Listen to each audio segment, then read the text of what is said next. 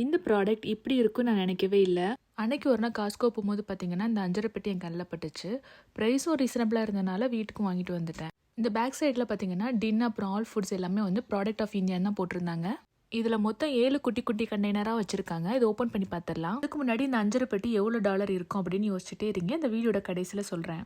சோம்பு, அதுக்கப்புறம் salary seat. செலரிங்கிறது ஒரு விதமான ஸ்பைசஸ். அதுக்கு தமிழில் என்னன்னு தெரியல, தெரிஞ்சால் கமெண்ட் பண்ணுங்க. ஸ்டார் அனீஸ், கியூமின் சீட், அப்புறம் வந்து கொரியாண்டர் சீட், அதுக்கப்புறமா வந்து ரெட் சில்லியும் இருந்துச்சு. முக்கியமாக இதில் ஒயிட் பேப்பர் வச்சுருந்தாங்க. குவாலிட்டி வைஸ் பார்த்தீங்கன்னா எல்லாமே ஃபர்ஸ்ட் கிளாஸ் குவாலிட்டியாக இருந்துச்சு. இதில் பார்த்தீங்கன்னா வெளியில் உள்ள அந்த அஞ்சரை பெட்டி வந்து சில்வரில் தான் வச்சுருந்தாங்க. ஆனால் உள்ளக்குள்ள அந்த குட்டி குட்டி கண்டெய்னர் எல்லாமே வந்து அலுமினியமில் தான் இருந்துச்சு.